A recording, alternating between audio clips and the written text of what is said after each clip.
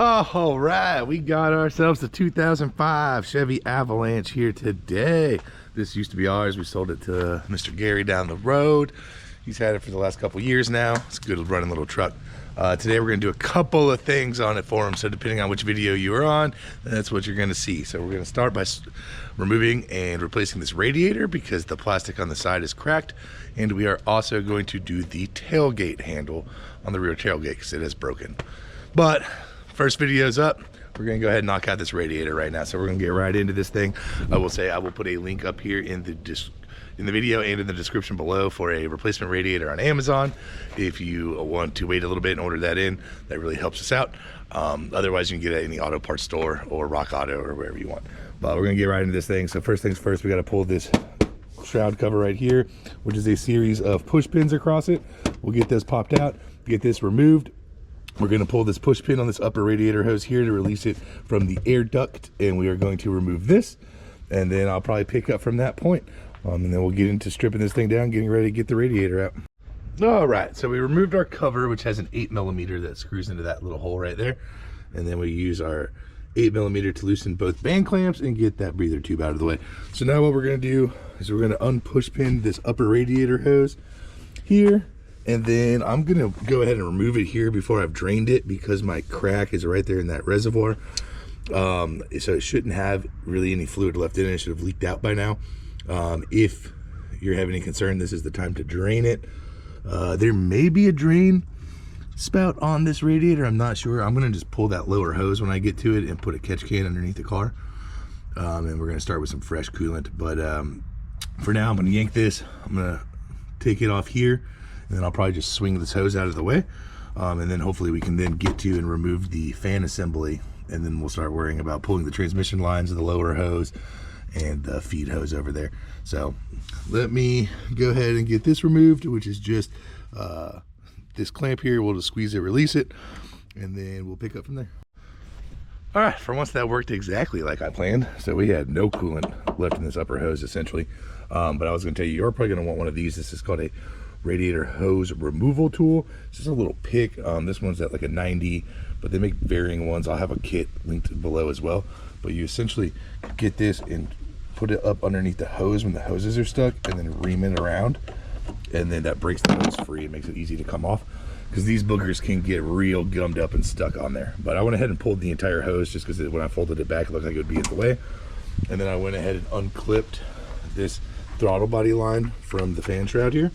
So now all we got to do is take out these 13mm. There's one on this side and one on this side over here, and unplug this fan harness down yonder, which is a squeeze to unplug style clip with little locking tabs potentially. No, it doesn't look like it. It looks like you just squeeze and wiggle to unplug them, and then there is a push pin holding the harness to the bottom down here, and we'll need to pop that push pin out as well so this harness doesn't come with it, and then we will just lift it up and it will come free. So let me go ahead and work on getting these unplugged and released, and then I'll show you how it comes out of here. All right, the harness is unplugged and hanging down there free of the fan shroud, so we're gonna go ahead and remove that.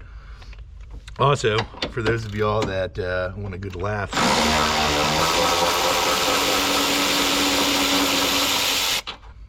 you can see I'm bundled to the gills. I got 2 pairs of socks on, long johns, all that good stuff. It's cold as hell down here in Texas today. But if you're from up north, you're gonna laugh because to us, I'm bundled up like this because it's 48 degrees. I'm pretty sure they're getting sub-zero stuff today. I'm just dying out here, man. But there you go. You just lift it up and then pull it forward and it comes right out of there. So now, all we have left to do is drain the radiator, which I'm gonna do so by removing that lower hose down there. And then we got this feed line to the throttle body, this line to the coolant reservoir, which are on with hose clamps. And then we got to get these transmission lines out, which I will show you how to do that whenever I get to them. But for now, let me throw a container on the bottom side there and pull this lower hose.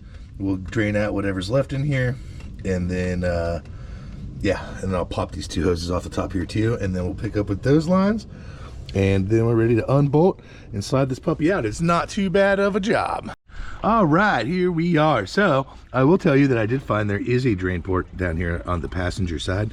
I did not find it though. I pulled the lower hose like I planned on.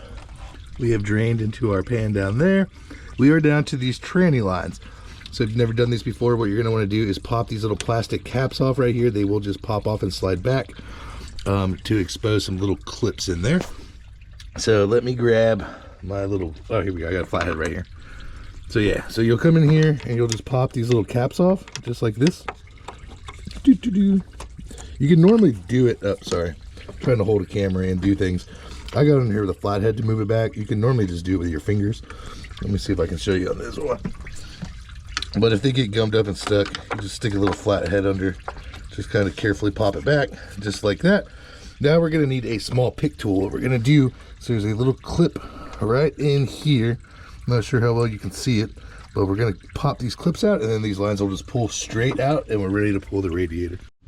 All right, so I have a tiny little flathead screwdriver. A pick works better typically, but all of mine have been broken. So we're gonna get in here with this clip. We're gonna pull it back. The new radiator will come with new clips. So if you drop it and lose it, it's not the end of the world. They also sell little Dorman packs of these, which I will have also linked below, just in case you're removing this for some other job and you lose them. But yeah, we'll go ahead and pull both of those out.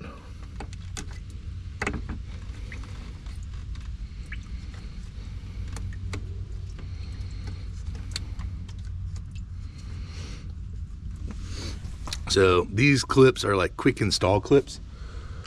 So once you have them out, you just gotta jiggle the line and pull it just like that. Then we can set these back. We're gonna lose some tranny fluid, but it's pretty much a negligible amount typically. We will check the fluid level though whenever it's all said and done, just to be safe. But there you go. Both lines are out. So now whenever you go back to reinstall these, which I don't normally show the reinstall, all you do is put this clip into the slot, right? And a new radiator will come with them already installed, and all you do is push the lines in. They click in, and you just make sure it gets a good click, and then you're good to go. But now all we got to do is pull this 13 up here, the one on this side, and this puppy is ready to come out of here. Yeah. Man, I miss the days when they made stuff easy to work on, you know? All right, so now this whole thing can lean forward and lift up just like that. Okay, one thing you're gonna wanna make sure to check is that these rubbers came off the bottom or stayed in place. If not, you'll grab them off the bottom of your radiator and put them in. But now we're ready to just drop our new one in and bolt it up.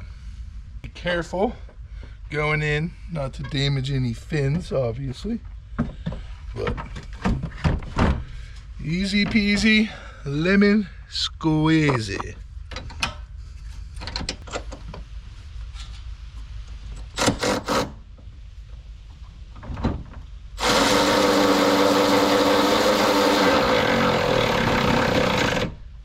All right, there you have it. It's all bolted up back in place. So all you gotta do is rehook up all the lines. Like I said, the tranny lines just press in, then you push those little caps back over them, and then you put all the hoses on. So I'm gonna go ahead and just wrap this thing up, but if the video helped you out, hit that thumbs up button and subscribe if you want to see more.